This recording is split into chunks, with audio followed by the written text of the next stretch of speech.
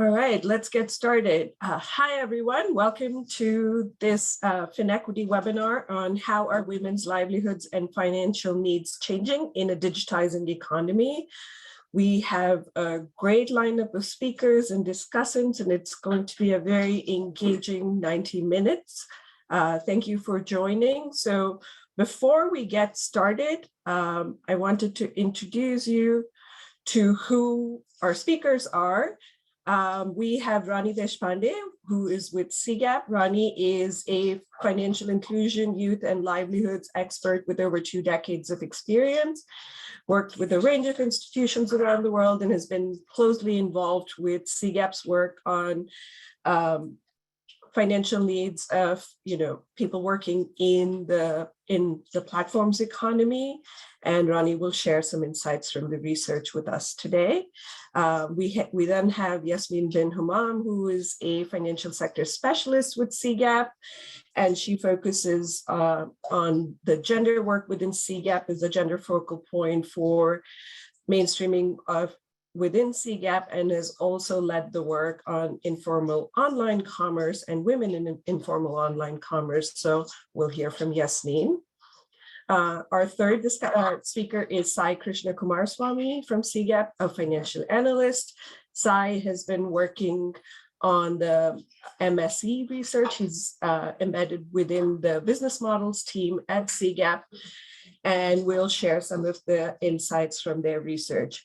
We also have 2 discussants with us, Snigdha Ali, who is a program officer for Bangladesh for the Financial Services for the Poor team at the Bill and Melinda Gates Foundation.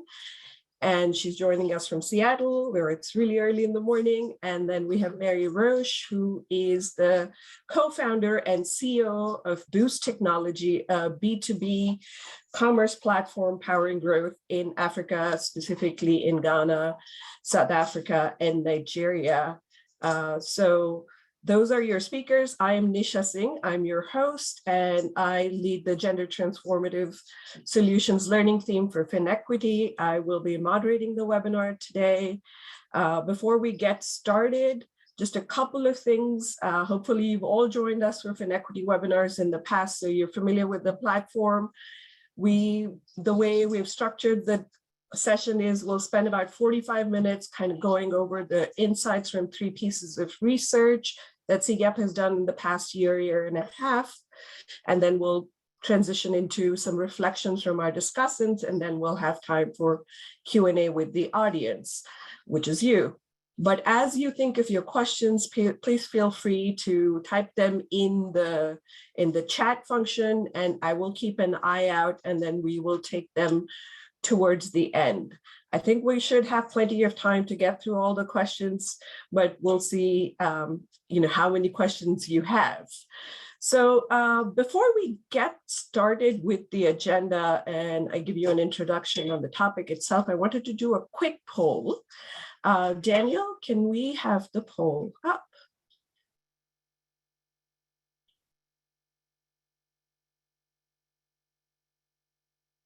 Sorry, there we go. So in the past year, have you done one or more of the following? Pick as many as you want. Used a ride-hailing service, ordered food or groceries through an app, purchased a product service you saw on social media, used an app for hiring a personal service such as house cleaning, used an online platform to find someone to provide a service, none of the above. So see a couple of none, but it seems like this audience has been very busy using online services or interacting online. Okay, we'll give it a couple more seconds. Let's see. All right, can we share the results? It won't be surprising. All right, as you can see, so the highest number is ordered food or groceries through an app. We were living through a pandemic, so it seems like, yeah, that was something that all of us got really used to, even if we weren't doing it before. purchased a product service, used a ride hailing. So that seems to be very common. Find somebody to provide a service. And then there's a few holdouts in the audience. So that's interesting. But I just wanted to get started with this poll to set the context for today's discussion. So we live in an increasingly digitized world, especially, after 2020, when the world went into lockdowns in mid-2020. We are so much more used to using our phones and online services for a variety of things in our lives.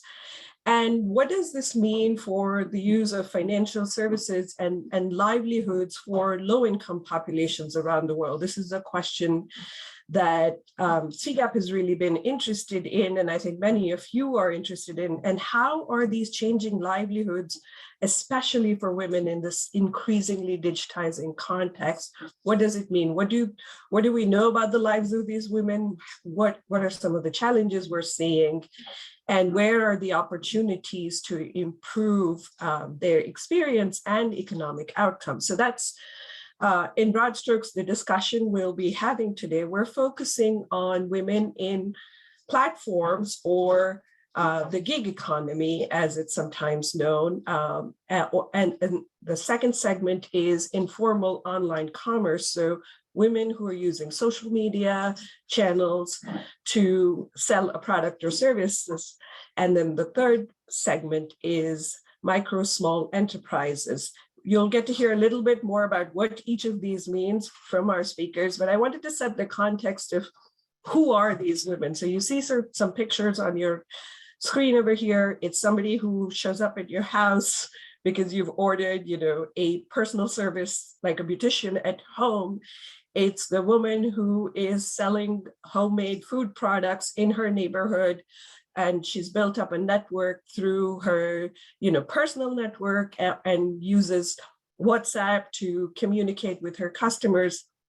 It's a woman in Kenya who's providing, hair braiding services, and, she accepts digital payments from her clients. Or it's the woman who's selling, in a market in Peru, and, she has a phone, but she doesn't currently use any kind of digital financial services. She uses her phone just as a communication tool. So the point here is that it's not one woman, it's many different types of women with different capacities, different socioeconomic status, different levels of digital awareness and use. And, based on that, their experiences vary. So with that, I'm going to invite our speakers to kind of introduce the research. So we'll start. So we'll go into who are these women and what was the research. We'll start with women in platforms. Rani, if I could invite you to speak to this. Sure. So let me give a little bit of background on what the research was. Our findings come from almost a year of qualitative demand and supply side work on the so-called gig economy and formal e-commerce platforms as well. And the sort of, rule we use to circumscribe our research universe was that they're multi-sided marketplaces connecting independent providers of goods and services with clients, taking a fee for this service, and almost always facilitating transactions in some way, usually through facilitating payments, but often also through trust building mechanisms like ratings, which it seems that most of the people on this webinar are very familiar with already. So we spoke to about 400 workers, over 400 workers, 40% of whom were women, in 5 of the most heavily platformized verticals. So ride hailing, delivery and logistics, home and personal services, e-lancing, and as I mentioned before, e-commerce.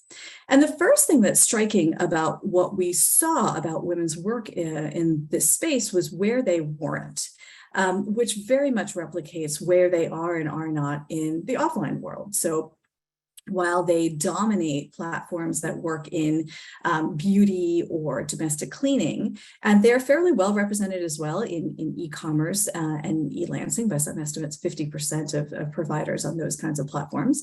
They're very rare in ride hailing and delivery and logistics. By most estimates, maybe between 1 to 5% of all workers in those verticals. The other thing that sort of distinguished the way they worked, we did in-depth qualitative interviews as well as an open-ended survey, was the nature of their work tended to be much more part-time than men's work on platforms. Again, replicating some of the realities offline.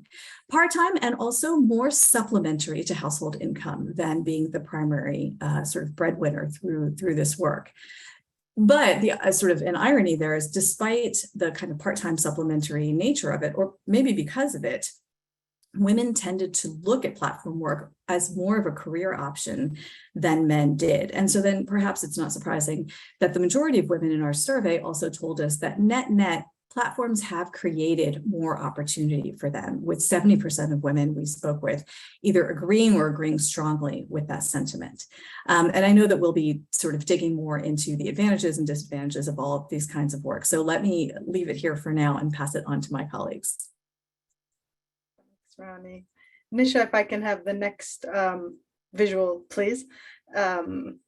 So prior to CGAP's research on women engaged in platforms, we conducted some smaller qualitative research on women engaged in informal online commerce. And you'll see that referenced throughout as IOC, and I'll probably refer to it as such when I'm speaking as well. And this is what Nisha described as, you know, somebody posting an image of something on Facebook or in a private WhatsApp group, getting outreach from a customer saying, I'd like to buy this. Maybe then they'll change the conversation to text messaging or WhatsApp, agree on a price, and then agree on a delivery mechanism, which can vary as well, and agree separately also on a payment mechanism, which can vary. So similar to what Rani described in the platform's work, sorry, let me back up a moment. We interviewed around close to 60 women in Myanmar, Bangladesh, and Pakistan engaged in this kind of work, because we were really at the stage of trying to understand how it works and what are the impacts on women's lives. So some of the key findings that we had are that this is a type of commerce, shall we say, that is dominated by women. A lot of women engaged in this in all three economies, and that they self-segregate into the same sectors as they do in kind of the offline world. It tends to be food, clothing, retail, crafts and jewelry, things of that nature. We only looked at goods. We didn't look at services. There are a range of types of women who engage in this. We definitely find a lot of poor women engaged in this because of the low barriers to entry, but also some more privileged women. We identified 6 different personas of women engaged in this kind of work, and you can read more about that in our publication, which I'll share in the chat. Women are customizing this work around where they are in their lives. We find university students doing it on the side to supplement, their spending money while they're studying. We find mothers of young children doing it. We find women, in the later stages of life with grown children who really want this to take off now and have more times in their lives. So it's highly customizable to where women are in their life stages. And for quite a number of women who we interviewed, this eventually ended up becoming the primary source of income for their households, though they didn't necessarily envision it going that way when they first started. So with that, perhaps Sai, you'd like to speak about the experience of micro and small entrepreneurs. Thanks, Yasmin. Our research was motivated by the fact that there are about 500 million micro and small enterprises in emerging markets. These are very small, informal, and financially excluded and underserved. and combined have a digital credit gap of about $5 trillion US. Now, of these, about a third of them are women-owned enterprises, and their credit demand is around $1.7 trillion US. Our program on MSE Finance in the Digital Age explores how tech-enabled business models can advance MSEs' access to finance. And this hypothesizes the fact that we see a secular trend where globally, small firms are increasing the embrace of digital tools and technologies in ways that could increase their access to finance. And fintech providers are well positioned to leverage this. As part of this program, we spoke with nearly 400 micro and small enterprises in India, Kenya, and Peru. They were sampled across the retail, light manufacturing, and transport sectors. Much of them had fewer than 5 employees. We spoke to these firms to understand how they use enterprise to secure their livelihoods, their entrepreneurial journeys, attitudes towards risk, financial behaviors, and their experience of digitization. Broadly speaking, we find that for women in emerging markets, taking to enterprise is a much more viable alternative than seeking wage employment due to prevalent gender norms. But the same gender norms also limit women's time available for productive work through enterprise, the choice of sector in which they decide to start their enterprise, and by extension, opportunities to earn income. While some women take to enterprise to support their family income, many women primarily do it to achieve economic independence, howsoever modest. In our research, we found that women were much more likely than men to report that starting an enterprise opened doors for improved livelihoods and economic empowerment for them. That said, starting a business isn't without its challenges. Women face systematically several challenges in their experience of running an MSE, many of which are rooted again in gender norms. I'll leave it at this for the opening, but happy to discuss more specific insights subsequently. Great. Thank you, Rani, Sai, Yasmin, for setting the stage. So, in the interest of time, I'm going to jump into the first question, which is, how is digitization changing livelihood opportunities for women, both as workers and as entrepreneurs? Maybe Yasmin, you could kick us off with that based on the research. Thanks. Yeah, so for those women who do have access to digital tools and basic digital skills and who are using social media and gig work platforms, those women are finding more opportunities in the sectors in which they're active, and they are increasing their incomes through this line of work. So for example, you can imagine a woman in Bangladesh who's done piecemeal garment work, for an employer, decides to branch out on her own and do her own garment customizations for friends and family in her social network and take off a business from there. That's an example of a new opportunity. A woman who cleans homes, for example, may previously have relied on word of mouth from her employer to recommend her to their friends and networks. And now through a platform, she has more opportunity to be visible to a broad range of people and to command, prices that are comparable to other people. So related to this is that women can also reach new markets with their products and services from home, if need be. So for example, Nisha mentioned the woman, selling food earlier. Previously, she may have sold on a particular street corner, in a particular stall, but now with social media, she can reach everyone in her neighborhood, not just the people who happen to be walking down that block at that time of day when she's there. So similarly, women who work in beauty care can now have the opportunity to work from home, engaging with clients. So it just provides these access to new markets, potential for higher income since now you're your own employer, and that flexibility with your lifestyle. Thanks, Yasmin. And some of this resonates with you, Rani, right? From the type of workers. Absolutely. We found, many of those same points came through in the research with women platform workers as well, especially, around the flexibility. When we asked people what they most valued about platform work, Women said, overwhelmingly setting my own hours was the aspect that they appreciated the most, along with being my own boss, which is I think a similar flavor of answer. But, there was also, I think, an interesting contrast to what was found in the IOC work. Because you could say that while social commerce sort of leverages your identity to monetize your network, platforms actually allowed some women, at least, to escape their identity, or at least some aspects of it, in order to obtain work. So, for example, there was a construction work platform that told us that the women workers on there reported having an easier time finding work through the platform than offline, because offline construction jobs are distributed often through these socio-professional networks that are usually dominated by men. Another interviewee in India told us, who works in beauty services, told us that the paraphernalia that the platform gives you or makes you get, so the branded bag and the uniform and the ID and the app even, reassured her family that she was working for a legitimate business, and that without those kinds of symbols, if you will, she may not have been allowed to work outside the home at all.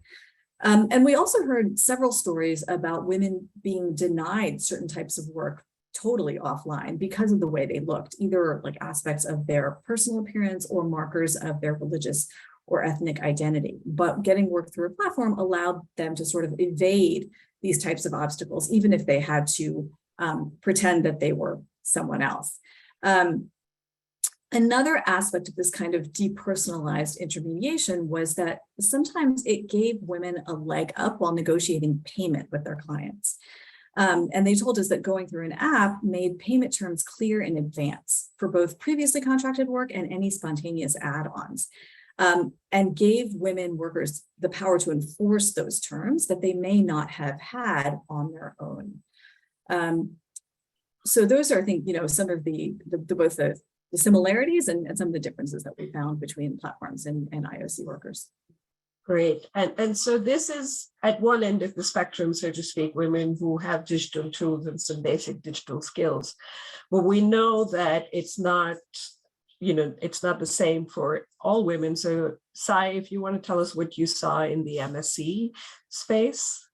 Sure, Nisha. Pretty similar to IOC and platform workers, we find that women-owned MSEs have a very complicated and complex relationship with digitization. Inherently, they do perceive the value of convenience, flexibility, privacy, and autonomy it brings. For example, several women shared how the use of Facebook Messenger and WhatsApp allowed them to feel less threatened and more safe when interacting with male customers and male suppliers. By creating prompt and shared records of agreements and facilitating transactions that don't require in-person contact, many digital technologies protect users who are at heightened risk of gender-based discrimination and violence. But at the same time, we also find that they do not have the digital capacity to meaningfully benefit from digitization. Much of this has to do with the fact that, unfortunately, women have very limited or no access to digital devices. And even when they do, their usage is restricted, or they often need the consent of male members or other senior members of the family when using digital devices for commercial or financial transactions. A related point is that women have lower trust in digital providers, particularly digital credit providers. And this is because they remain invisible to DFS providers. DFS providers simply do not serve the kind of businesses that women run: extremely small, informal, and demand for low ticket size financing. Moreover, the product design and the customer journey are often oblivious to women's needs and realities, and this ends up alienating them completely. An example would be that many providers need a male co-signatory in women's credit applications. This sort of defeats the purpose of privacy and autonomy in the first place. And many of these are purely managerial or administrative decisions, not necessarily required by regulation or from a risk perspective. Likewise, many user interfaces aren't available in vernacular languages where women tend to be most functionally literate in. We have also heard anecdotally stories of how women's complaints aren't taken seriously. So systematically, their grievances are not answered satisfactorily. So taken together, all of this alienates women from the digitization landscape. And this bears out in data. So anecdotal data from India, where we surveyed several fintech providers, we find that the share of women in existing customer base is sadly no more than 10 to 20%. But given the credit demand that we just learned about in the previous slide, this is such a missed opportunity. So from our research, the results are rather grim that while women do perceive value in digitization, sadly, they tend to be left behind in a rapidly digitizing ecosystem. Yeah, women remaining invisible to the providers and ecosystems is one of the challenges that we hear about all the time and consistently. So before we get into kind of addressing those challenges, let's kind of set the stage and talk a little bit about what are the specific challenges that women face. Sai, you've already started talking about some of them. But, I'd like to invite my other colleagues to get started with this. So I believe this was going to start with Rani. I'm happy to kick off, although I think Yasmin was going to start this one. Sure. Yeah, no, actually, I'll kick it off largely by echoing what was said, previously. We've already mentioned the sectoral segregation, so I won't belabor the point, but it can also be the views of the clients who drive women into particular sectors. You hear stories of people canceling a ride hail when they see that it's a woman driver. They're not comfortable with that. Women delivery drivers who are harassed by clients whom they're delivering things to under the assumption that these are loose women or whatnot. So the challenge of the sector segregation is that women find it so hard to break into other sectors, even if they want to. They face these obstacles from their clients. They face the obstacle from perhaps the platforms who don't make them as visible necessarily because they haven't had as many previous orders. Also, the financial service providers, as we've said, they may only be interested in financing women who are doing things that women have traditionally done. They see it as risky to finance women who are branching out. Incidentally, there was a study done by the Gender Innovation Lab at the World Bank a while back that showed, one of the most important things for crossing over different sectors for women is to have a male mentor already existing in that sector who can give them the advice, connect them to the relevant networks and whatnot. So then I want to also talk a little bit more about what Sai was mentioning about financial service providers not being geared to serve women who are engaged in this kind of work. Because it's done from home, it's often seen as less serious work by the financial service providers, also sometimes by the women's families themselves who are working under the assumption that because they're home, they're going to be available to them at all times. And so this is a challenge for women to overcome. We don't quite have the solution yet, but I think it's in all three of the segments of women that we're talking about today. Thanks. And Rani, I think the next couple of messages come from the platform's work. In addition to what Yasmin said, you saw a few additional challenges. Yeah, exactly. And I want to echo the sort of conundrum of flexibility. And I think Savitha in the chat pointed that out as well. Definitely the good thing about flexibility, the platforms is flexibility, and the bad things about platforms is flexibility. Although a lot of women told us that having sort of this access to a wider universe of part-time opportunities has enabled them to enhance their livelihoods, that flexibility isn't necessarily all it's advertised to be either. In fact, almost a third in our survey, a third of women said they felt pressure from their families to work less. But they can't necessarily when they're working on platforms because many of them have minimum working hour requirements that they need to fulfill. And so directly or indirectly, that can limit their income earning potential. So, platforms are obviously not a blanket solution to the work-life balance issue. Another issue that I think it's improved according to what women have told us, but again, it is not solved, is the safety issue. Which is something that our survey showed that women were especially sensitive to. And there's a couple of good graphs on this in that reading deck that I dropped the link to in the chat.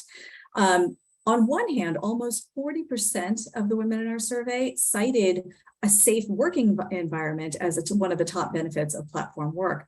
But an almost equal number say that the work environment is still unsafe and that platforms do not protect them adequately. And even more than this, what's striking is the differences in what men and women said and how they rated both of these advantages and disadvantages.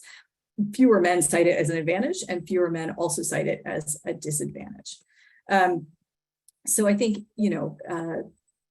maybe it's 2 steps forward, 1 step back, but certainly, some of the challenges of the offline world do replicate themselves.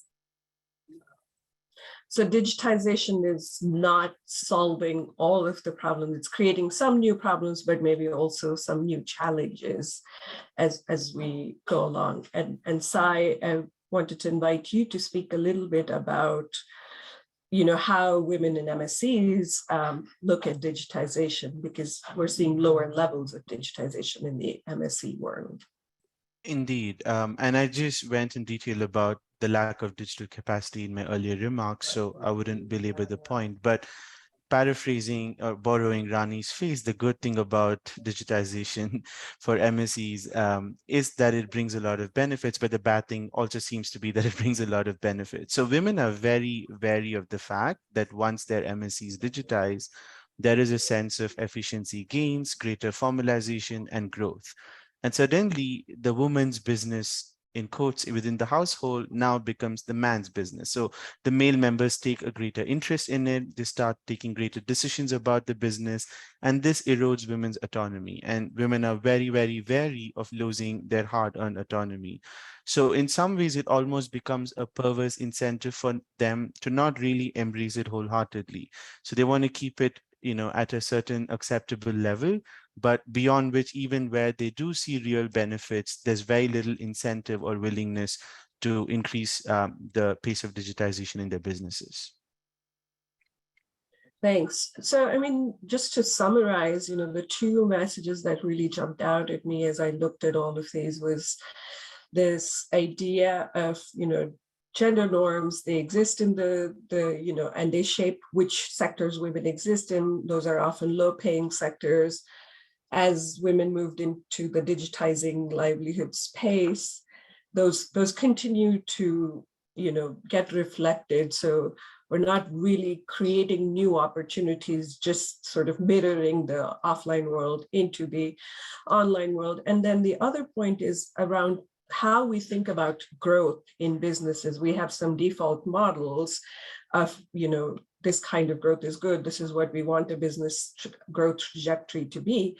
That might be very different for women-led businesses, depending on their life stage and their aspirations. And how do we factor that into, what kind of financing needs that they have? So let's transition into that part of the discussion and talk a little bit about what we learned about the financial behaviors and financial service needs of the women that were interviewed in these 3 different pieces of research. And I will invite whoever wants to go first to speak to a couple of these.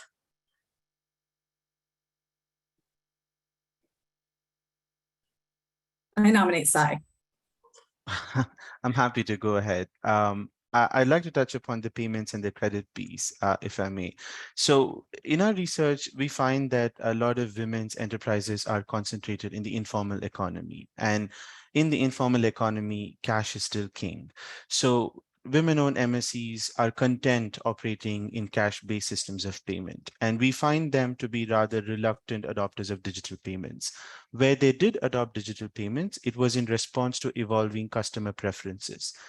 In many markets, for example, India, we see that customers no longer want to walk out of their houses with wallets, and they prefer to make payments using the convenience of QR codes, digital payment apps, or credit cards. So whatever little move towards digital payments we see has been as an adapting mechanism to cope with shifting consumer preferences. In general, we also find that women prefer savings over credit as a means to finance their enterprises. This has to do with the fact that they're very scared of losing their hard-earned financial independence. They'd rather keep their businesses small, grow it organically and gradually, than risk indebtedness and having to shut down their enterprises altogether. Even when women have assets like gold, other personal effects, or property, they are less willing and likely to offer it as collateral, likely because those decisions are made by either men or more senior members of the family. When they do borrow credit, we find a market preference for informal borrowing, primarily from friends, family, and neighborhood savings group. And within the realm of formal credit providers, they definitely prefer incumbents as opposed to emerging fintech players. The choice of women's financial service providers is heavily influenced by word of mouth marketing and referral from peer women-owned MSEs. We do find that women take a very long time to place trust in formal financial service providers. But once they do, they're very sticky, they're very loyal customers and very less likely to switch providers, even if it provides them benefits in the short term. And finally, we also found that they exhibit a great tendency for homophily. So they prefer to transact with female agents, they prefer to transact with female staff of financial service providers. It allows them to feel more safer, relate better, and incentivizes them to transact more often. Great. Yeah, some insights that are probably reflective of what we've been hearing about several segments of women. Yasmin, if you wanted to add to it from what you saw on the women in IOCs. Yeah, absolutely. You know, everything that Sai mentioned has is valid. So I'll just add a little bit more color to it. You know, you mentioned that the adoption of digital payments is driven by customer demand, actually. And we see that, you know, very much in Bangladesh. It was actually digital payments were being used more in rural areas than in urban areas because rural women were supplying urban markets. And, you know, so there was a big time lag between the payment and the delivery. Cash on delivery wasn't really so much of an option. Similarly, in Myanmar, Wave Money, which is a mobile money provider, noticed all of these, you know, odd transactions into particular accounts. Suddenly they would receive lots of small payments from lots of different accounts. And they thought, you know, what is going on here? Is this money laundering? What is it? And then, you know, when we explored, we saw that it was this informal online commerce phenomenon. And these were the merchants. So definitely see, you know, customer demand driving digital payments. I wanted to also talk about the preference for saving versus credit. And just to nuance that, for these kinds of entrepreneurs, there's two kinds of credit that are really vital. The first is, you know, kind of bridge credit almost. You know, you've received an order, but you don't have money to buy the supplies you need to make that order, you know? And so maybe you borrow from a family member or from a friend, or you use your own savings, you know, you make a small margin of profit and you use that then to buy the inputs for the next order, you know? And so it's very hard to then, you know, build up kind of assets under this model, especially with such low margins. The other kind of credit is bigger credit, obviously more longer term. Things like we had, for example, an entrepreneur in Bangladesh who made jewelry, but she had to do all the work herself because she didn't want to train somebody to help her and waste supplies on the trainee. You know, if it didn't turn out well, she wouldn't be able to sell it, and she just couldn't afford that. And so credit, for example, in this instance, would have helped her take a next step like that. And financial service providers need to understand these kinds of dynamics of these businesses. Insurance just really wasn't on the radar of really such small entrepreneurs. They were like, you know, that's for rich people. That's not me. But I think perhaps, Rani, you found something different in platform work. Yeah, thanks, Yasmin. I mean, this is another area where I think the contrasts are interesting. Although credit was definitely top of mind for many of the women we spoke with. In fact, when you ask people what was the #1 barrier to them increasing their platform income, for women, for men, it was there's simply no more hours in the day to work. For women, it was lack of investment credit to grow their businesses. And instead, much like what you heard previously, family, friends, neighbors were the primary source of financial support for women's platform work. And these were the most important sources for men too, I should say, but men reported accessing loans at 3 times the rate of women platform workers since they started on platforms. And in fact, credit was the only financial service that men reported accessing more frequently. 25% more women reported taking up savings or deposit accounts since starting on platforms. And as Yasmin alluded to, the number of women accessing insurance was 3 times higher. So I think that, here's where sort of the contrast comes in, that while I think maybe women in the other 2 segments, don't have a facilitated connection to these kinds of financial services, platforms can really provide that, as well as providing an incentive for women to digitize, at least on the payment side, at the bare minimum, because so many platforms do require that as sort of a requirement of entry onto the platform, to have some means of receiving digital payment, whether that's mobile money or simply getting the money transferred into a bank account. They may prefer cash payment, and many platforms do accommodate that preference somewhat. But it's generally built on the backbone of digital payments and grows and proliferates really where that backbone is well established. The other trend that we noticed that is sort of in line with the desire for insurance was that women's appetite for financial services, when they're platform workers, was really kind of deeply marked by a link to desire for long-term security and security for themselves and their families as well. And you saw that whether it was in relation to the demand for insurance or pensions, or even non-financial services like financial planning support and business development services. These were things that, that women really expressed a much stronger desire for. I give you an example. In India, I think, financial planning support, 87% of the women we talked to rated this as something that they'd be interested in, where it wasn't even like in the top 4 or 5 choices for men. So that we found to be somewhat of a distinguishing feature for women platform workers.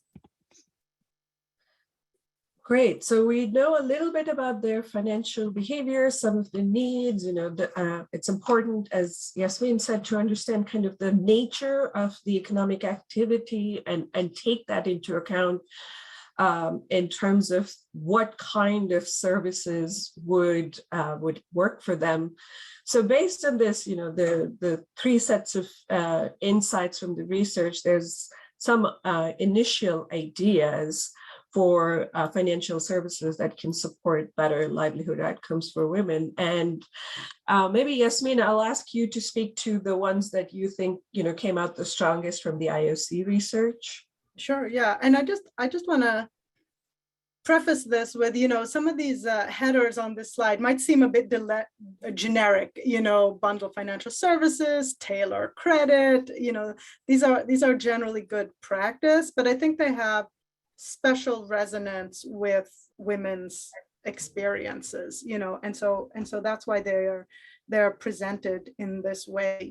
Each of these looks different in the face of women's challenges and the business models that women are pursuing. I could probably speak to all of them, but we don't have that much time, and there are lots of other speakers as well.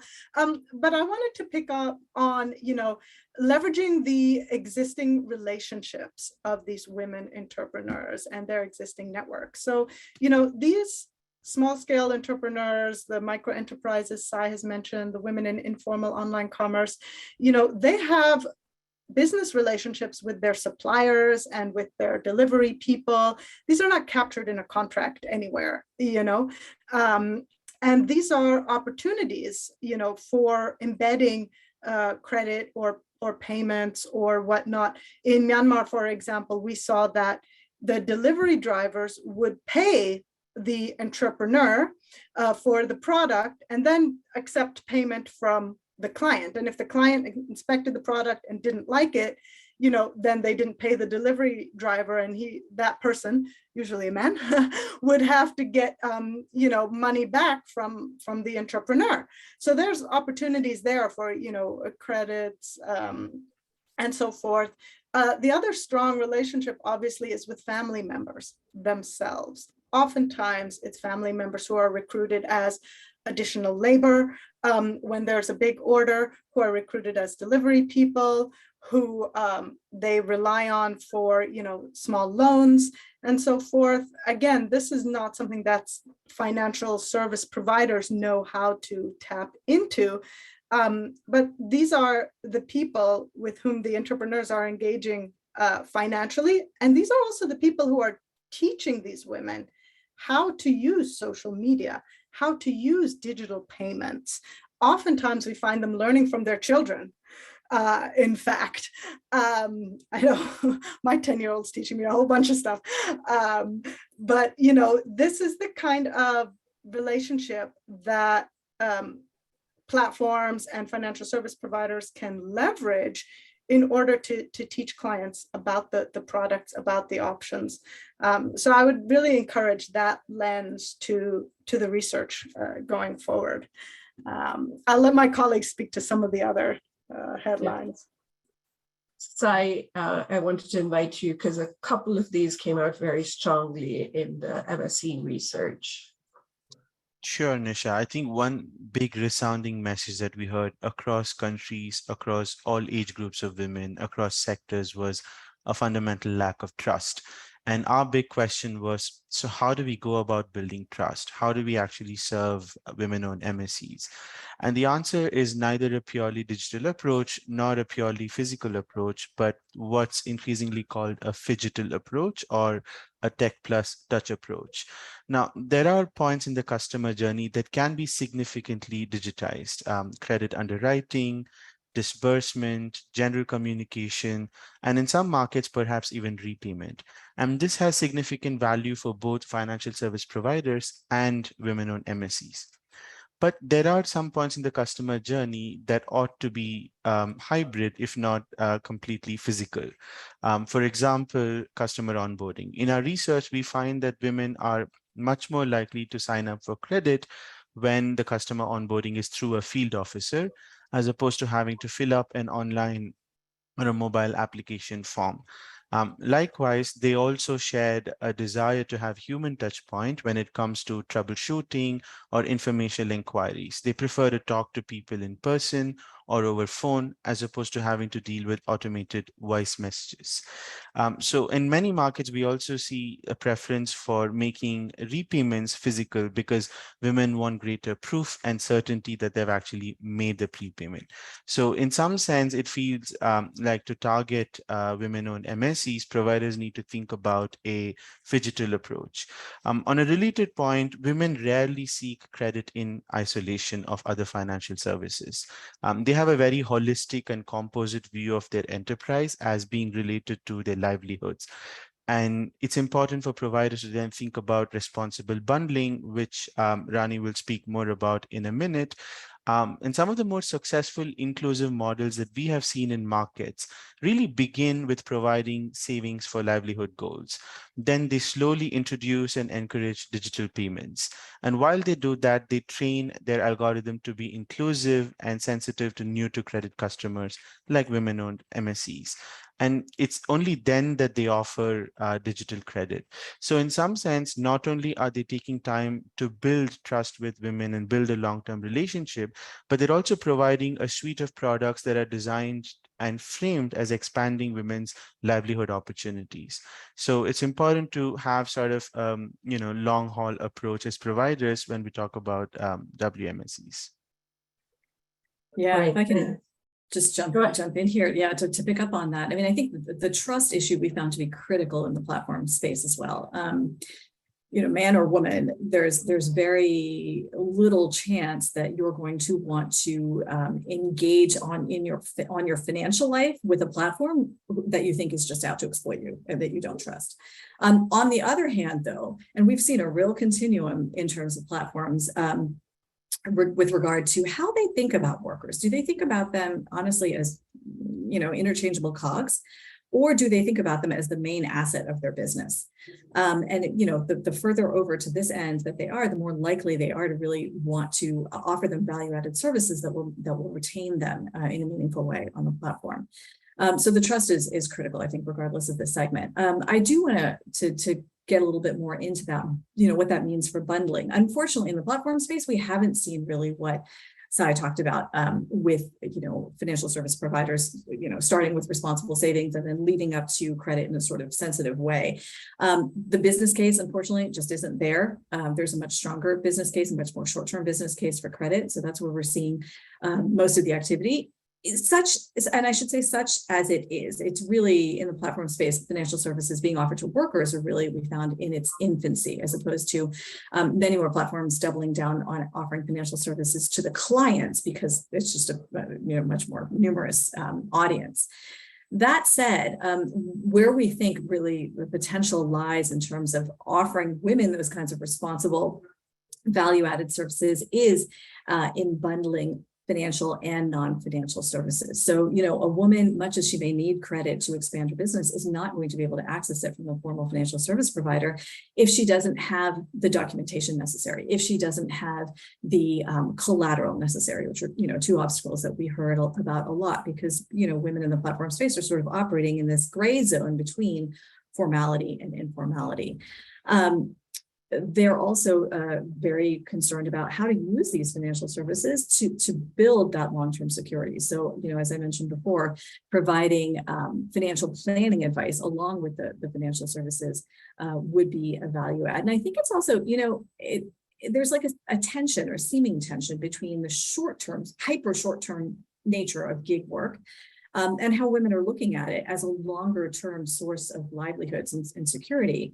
But I think that contradiction doesn't have to be as acute as it might seem, because platforms also have a strong interest, as I mentioned before, in cultivating trained up workers who will use the platform over a long period of time, especially in markets where the competition for workers is the limiting factor. Without commenting on whether this work arrangement is appropriate, it is growing around the world, including in low-income countries. And, in countries like Brazil, India, China, estimates are up to the 12% of people who are making a primary income off of platforms, leave alone the much larger numbers that are making a secondary or supplementary income off of it. And so, our research suggests that providing or facilitating these types of financial services that can help transform that short-term income to the extent possible into longer-term security could be one way to fulfill the interests of both women workers and the platforms that they work on. Great, thanks. Some really interesting insights on the nature of the digitizing livelihoods. What does it, what are the challenges? What are some of the opportunities?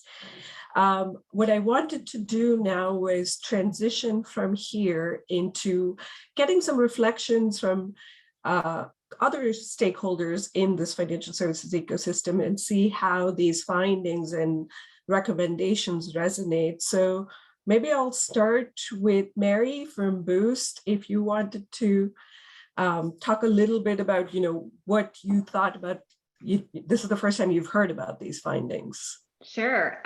Thank you. First of all, thank you very much for having me. It's been a long time since I've been on a FinEquity or CGAP webinar, so it's great to see all the activity, and I really love what's happening in the chat. It feels very much like a conference where the panel is happening, but there's tons of activity happening in other places. Maybe it's a small point of introduction about Boost, or a point of clarification. So we are a B2B commerce platform powering kind of the convenience economy across Africa. So we are currently active in Ghana, South Africa, and Nigeria. And we provide basically a platform to existing distributors who are, generally family-owned businesses to actually serve their existing kind of like micro, really, or small retail shops. And in general, these distributors have kind of less than 10 employees, and also the retailers that they serve are usually owner operated and, at a maximum have around kind of 3 employees. And so, over the time, we've basically been able to support distribution of fast-moving consumer goods, distribution of fresh meat to small restaurants, drinks, and we've also looked at like fresh veg. So we've looked at a range of different things. I mean, first of all, I think the research is really incredible. I had the opportunity to look at some of the reports before this session, and there's just a lot. So I'm really curious to see how the CGAP team is going to continue to evolve and create content that is useful, both for funders as well as kind of practitioners. In our case, a startup, right, who's really quite busy with our core business. Some reflections I had we're really at the start of this, in terms of where this is going to go in terms of informal commerce as well as platforms that, depending on the different use cases, there's, it is very much at the intersection between the digital and physical world, and sometimes also with physical assets. And I think those particular elements are important to kind of dive deep into. And so some reflection specifically to the insights that were shared today, I think is, recognizing from a digital perspective is who is building what for whom.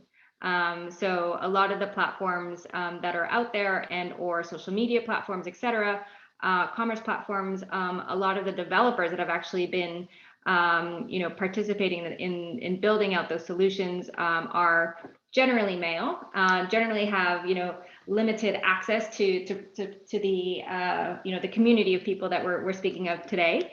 So I think that's an interesting element to see how can actually some of the insights that you guys are providing be better integrated into the design of products.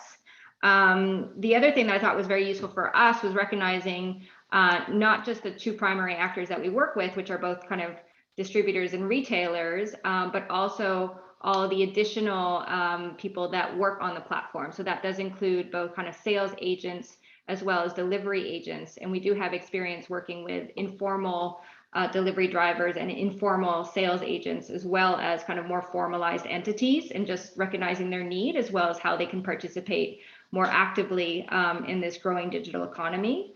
A third element was, and considering that is just, I think, there's more opportunities than there really is time in the day, particularly as a startup. So we're very focused in trying to find product market fit to drive kind of increased usage around one particular use case, right? In this case for us is really order to delivery, but there's all these kind of adjacent opportunities. So I'm kind of coming away from this conversation with more ideas than I do have time, and definitely that I do have resources.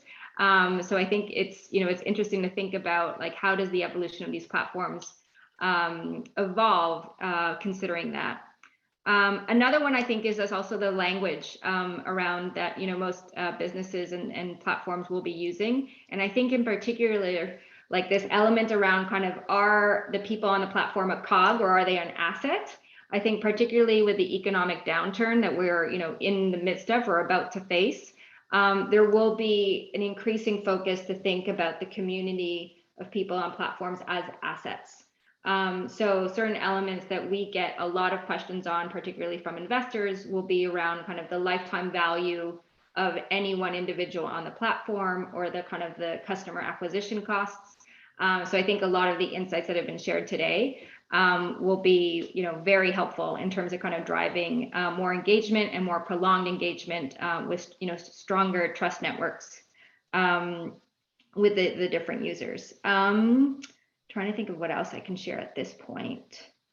That's a great start, Mary. So, some really, I'm glad that these findings resonate. They're able to, you feel like there's enough to start having some of the discussions and what it means for design, but, there's obviously a more holistic sort of, this is the demand side research, obviously looking at what it means for business models and the delivery of these kinds of services.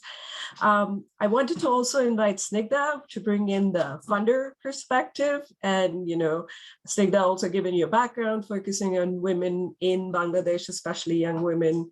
I think there's some things that probably resonated significantly. Oh, yes, indeed. Thank you, Nisha, and thank you, CGAP FinEquity, for giving me this opportunity. First of all, let me start by congratulating the researchers. The research works were fantastic. It touched upon so many, and all those are so intermingled, so to speak.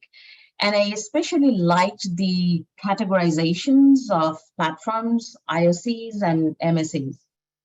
Although at the same time, one of my reflections is that I think there can be significant overlaps in terms of processes, in terms of separating the impacts, the financial behaviors, etc. I know that the platforms are basically focusing on service providers or services provided through platforms, and IOCs are products. But we know that in almost all cases, one of the findings was that these are supplement income, and women are doing it mostly as part-time. So the person who is providing a service through a digital platform very well may be offering a product through an IOC. At the same time, maybe that same woman is also running a small enterprise in her hometown, home village or something. So it would be really, I know it's a difficult scenario to kind of disentangle all this, but it will be really good to see if more can be done in terms of really separating. If not, maybe we can have a more thematic approach. But I really liked what Yasmin, Rani, and Sai did in terms of answering each question from their own research or own category of the samples that they're representing. So, I mean, kudos for that. At the same time, I would also say that it would be good to have some more detailed look at some of the findings, because those can be really creating pathways for making a strong business case for when we go to the supply side, the FSPs, for creating women-focused, customized, contextual financial products. For example, if we have data of what percentage of informal commerce platform women transitioning to the primary income earners, because I think that was mentioned that a percentage does transition. If we know how much, that will be fantastic. At the same time, another aspect came over and over is the gender and social norm. Of course, this is a very, I would say, kind of not emphasized enough factor, but which is coming up more and more in recent research. And I know CGAP is, of course, emphasizing more and more on this particular aspect. And coming from South Asian society and working on primarily women in South Asian and African societies, I know how invisible it may seem, but how strongly it can interact with everything that actually then shapes women's access or the lack of it to financial services and providers products. So, for example, in case of Bangladesh, it was mentioned that more digital transaction was taking place in rural areas. Surprisingly, it may sound surprising, but do we have enough information to really know whether these transactions were operated by women or the male members of this family? Because in many cases, that's what we have seen, that with limited digital literacy, or sometimes even if women do have digital literacy, there's inhibition. There's a fear of treading on an unfamiliar territory, and so they go to the male members for help, just for that confidence and not to lose money, because it is something extremely serious for the sample size, the population we are talking about. And lastly, we have been discussing about creating financial products for women, providing digital credit. Do we have any data about the percentage of microfinance institutes who are actually financing some of the MSEs in the rural areas especially? That would be one big avenue, because we know that in many countries, MFIs have played a significant role in providing income and business opportunities for women traditionally in legacy terms. But it would be good to see if we also have the avenue to explore. Thank you. Thanks, Snigdha. Valid questions. I know you're a researcher, so there's always, every time you do a piece of research, there's more questions that come up, and to get a fuller picture. And I think that's part of this research effort, is to try and address some of that. This was demand side research. It was complemented in a couple of cases with some look at what is the supply side landscape. I don't know, Rani, if you really want to mention very quickly what you looked at on the platform side in terms of supply. Sure, yeah. So this demand side research was part of a much larger initiative, which also included, I guess that would be in 2021, a supply side scan to see what financial services were actually being offered to platform workers specifically, and not clients. And this actually touches on some of the things that came up in the chat about what kind of platform data is really being used, if at all, to offer these services. The hypothesis with which we went into this work was that platform data could provide a much richer source of alternative data on which to build a credit history or alternative credit ratings. What we found in reality was that is more still theory than practice. And there are lots of obstacles that are still standing in the way. And they include, as somebody pointed out in the chat, data privacy rules, very important, but also sort of more prosaic stuff like, many times we found that partnerships had actually fallen apart between platforms and financial service providers because the platforms didn't or couldn't provide the data in sort of as clean and perfect a way as the financial service providers were expecting to make an easy financial service provision decision. So, even basic things like that, much less also, then the iterative process of figuring out for each financial service provider which pieces of data are really important. And I did have one say to me that, actually it's the single biggest predictor of loan performance is the performance on a past loan still, and they've analyzed sort of many points that come out of platform data. And you can see, the obstacle that would pose. So partially in response to this, the next phase of our initiative is actually working with a set of platforms and financial service providers to see if we can't address some of these obstacles. And so we have a number of pilots ongoing right now, working on credit services, working on insurance services, working on savings services. And I can drop the link to that in the chat if anybody wants more information on the pilots that are ongoing right now.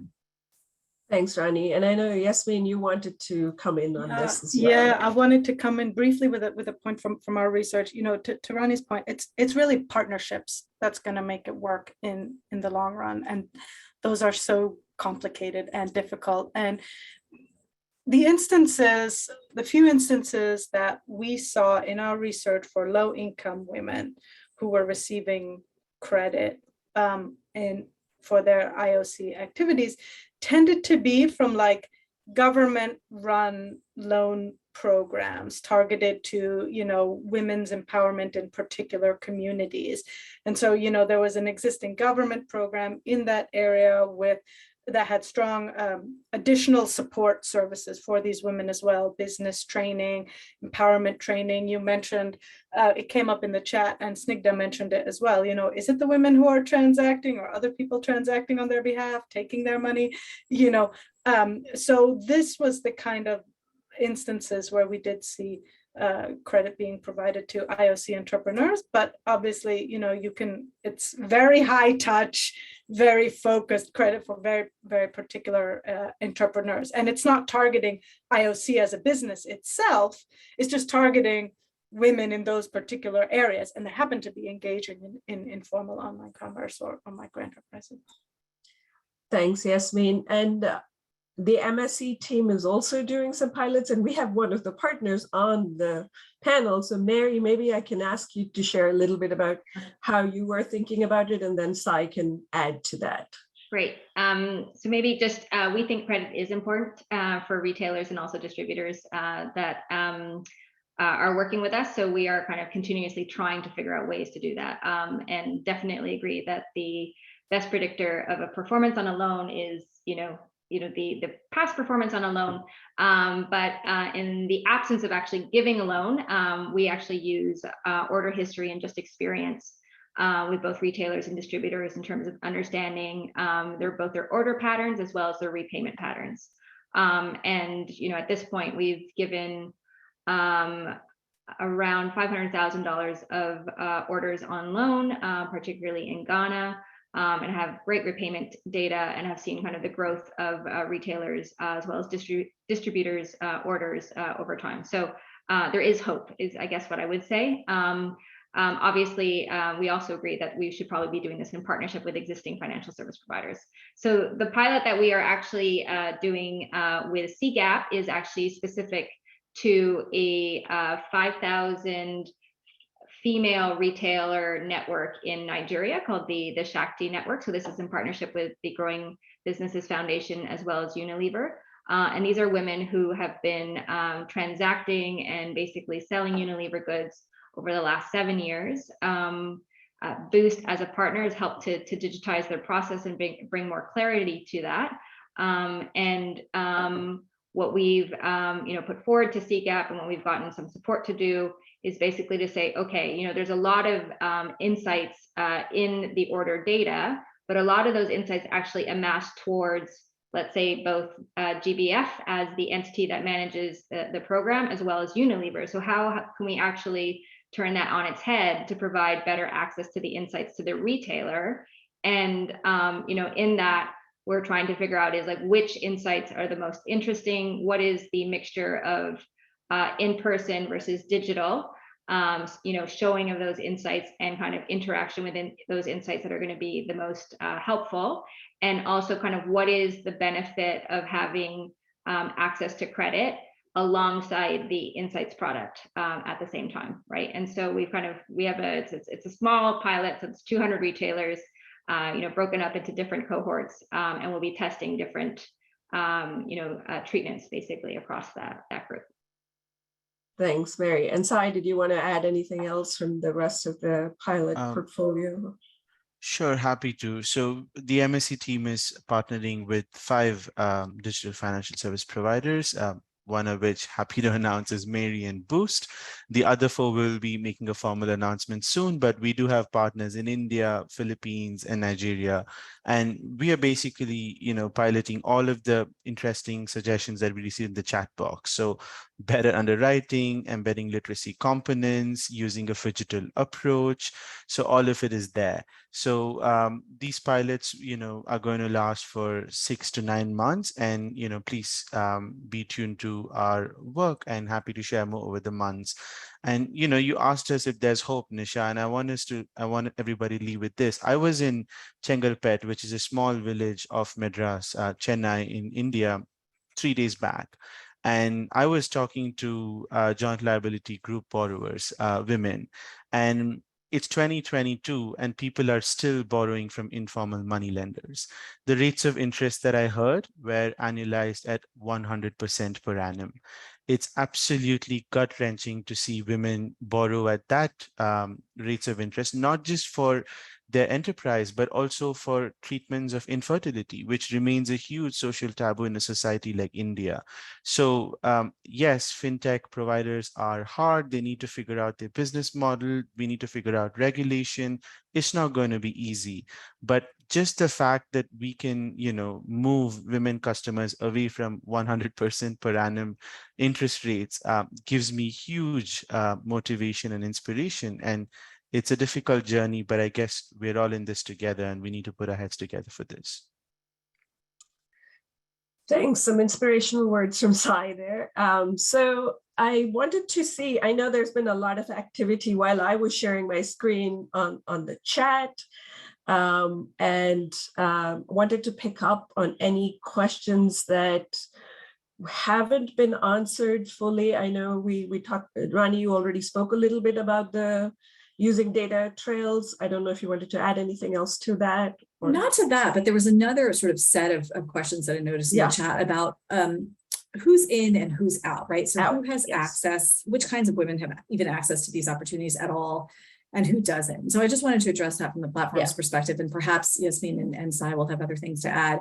But there was several years ago, there was a good large-scale study done of digital habits in sub-Saharan Africa. And one of the things that they covered was participation in platforms. And what they found was that the two factors that gate participation in platforms more than anything else is exactly what you would expect. It is connectivity, and that is highly related to rural-urban location.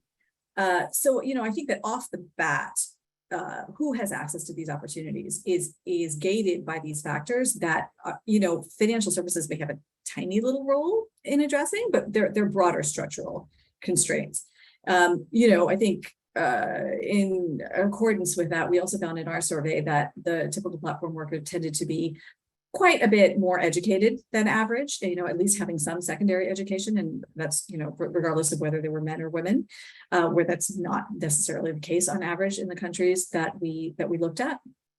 So I think that these are all gating factors. In addition to that, I suspect that there are other specific factors that have to do with social and gender norms that affect women's access to these opportunities. And you definitely see that in the occupational, gender-wise occupational segmentation, I think we've all talked about.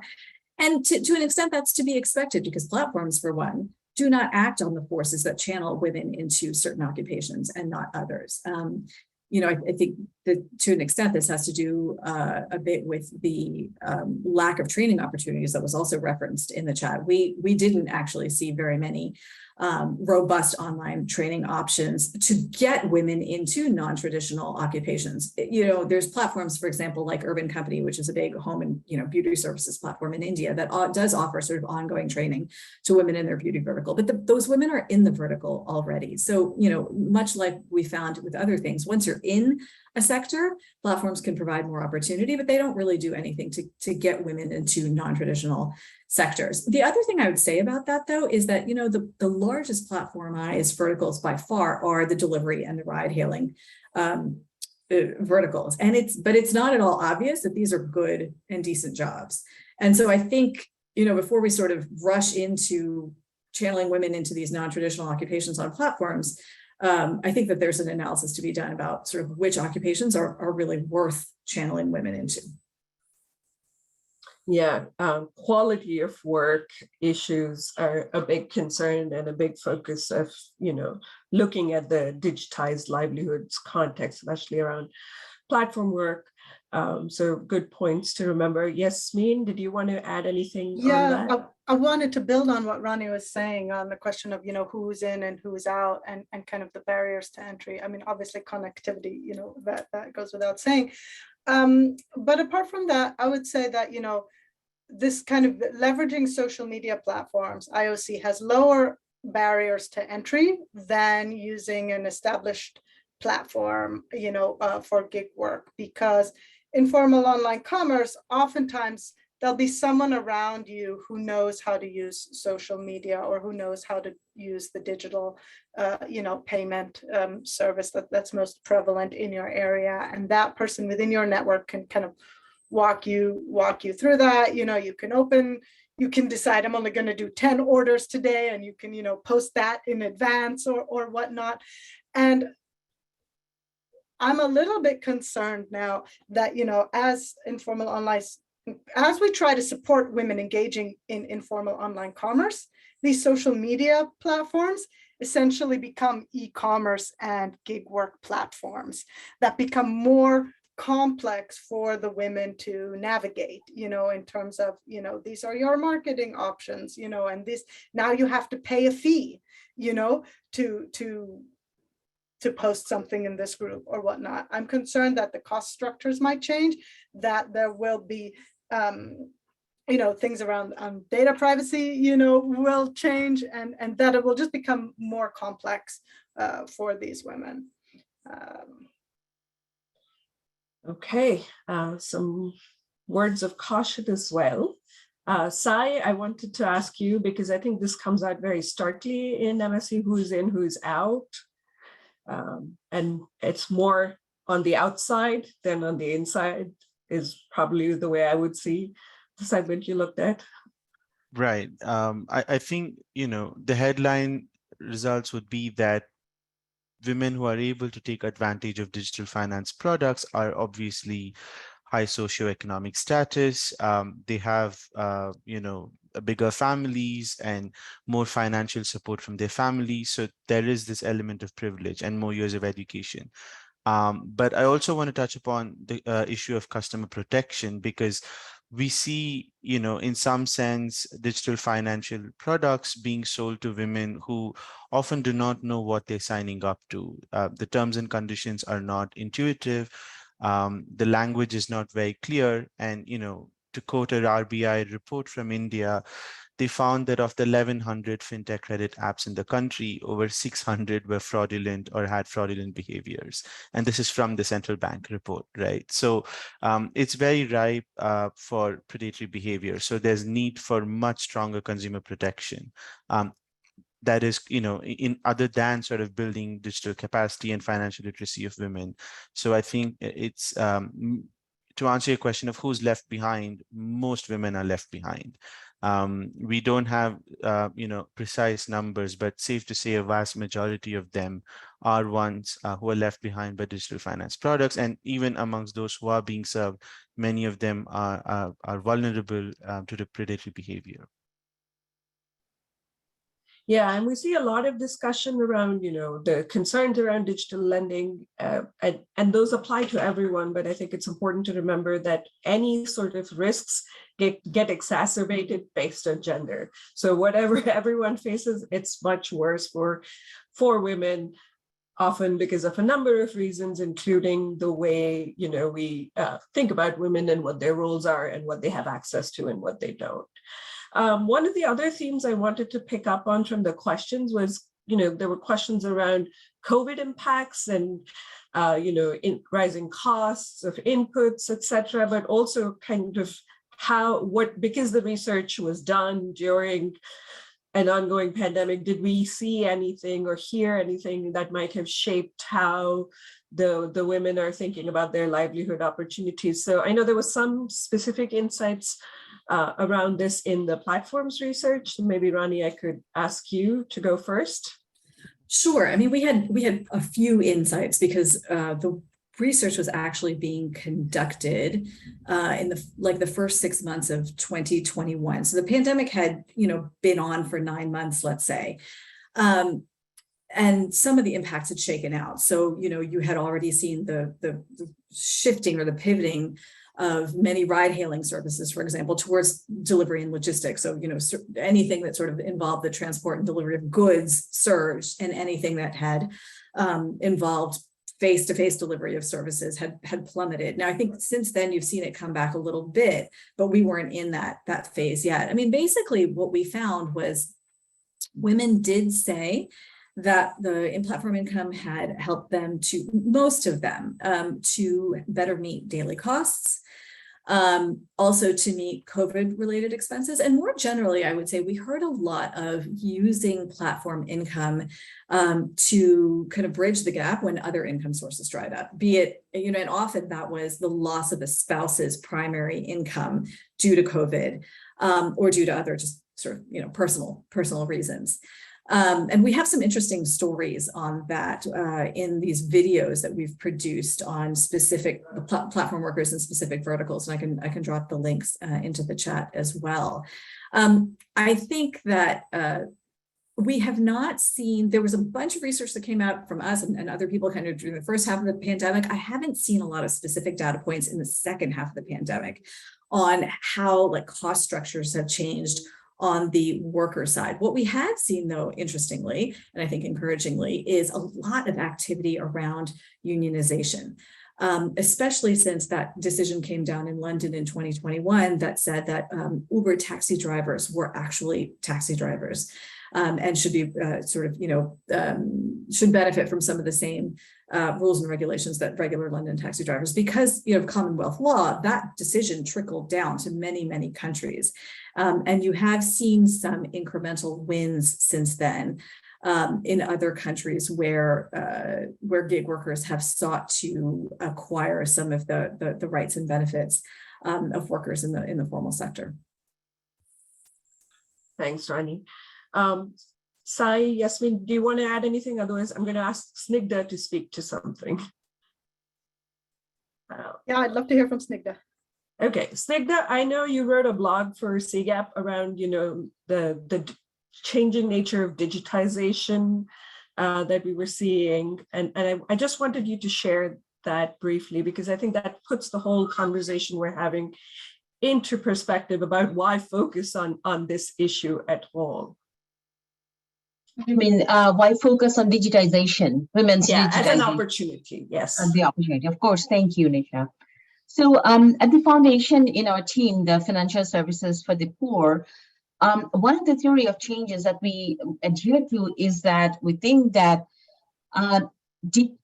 enhancing digital financial services for women will again create a stronger pathway for women's economic empowerment in the longer run. So we do advocate for including women as much as possible. Actually, no, sorry, that's not the right word, not as much as possible.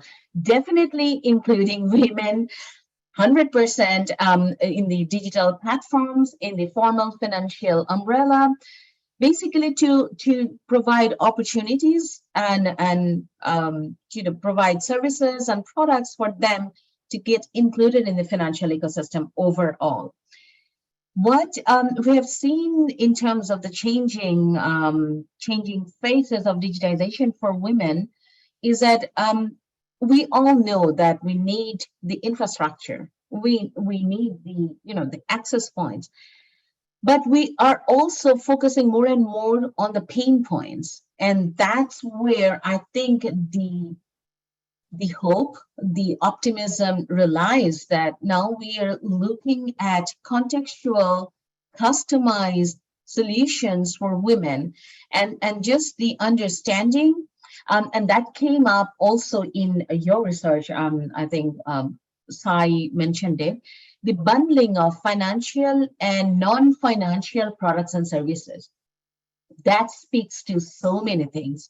It touches upon the gender norms barriers that we talk about. It touches upon on the literacy barrier that we talk about, and also the simply accessing the digital credits or any other financial resources that women need for taking their businesses or enterprises to the next level. If we just want to impose a digital mode of transaction or operations without preparing the ground, it won't lead anywhere, so to speak. And despite all our attempts, we still see a huge gender gap and financial inclusion that will remain so. But I especially would really encourage an increasing consumer protection for women for various reasons, not only data privacy or other things, but of course, again, the social norms, and also then bundling financial and non-financial opportunities for women. Thanks. Great. So we have about a minute left on the webinar. I wanted to thank our three speakers, Rani, Sai, Yasmin, for the very rich insights. They've shared resources in the chat, and we'll also send all of this in the follow-up email with the recording. I wanted to thank Mary and Snigdha for their reflections, bringing in a funder and a provider perspective, and all of you for participating in this chat. My one message, if I could summarize, there's a lot of rich insights, but it's this idea of we really need to understand how women are engaging in the changing set of livelihood opportunities in this digitizing world, and use that as a starting point to think about solutions more holistically. And it shouldn't be, I know providers tend to think about one product, but people don't live their lives in silos. So it's about, the broader set of financial needs and solving the problems that they have. So it goes back to CGAP's message of customer centricity, and in this case, women centricity, and thinking about who is this woman, what is her lives, and how do we make it better. So thank you, everyone. You'll see evaluation. We'd love to hear from you about the webinar. And, if you have any other feedback, please share. With that, I'll close. Thank you for your time. Nisha, I think there are some questions in the chat about whether the resources that we mentioned will all be available along with recording. Yes, the recording with all the links to the resources, including some of the others that were shared by participants, will include those as well, because I think they're relevant. So thank you, everyone. Thank you. Thanks, everyone. Bye. Thank you. Bye-bye.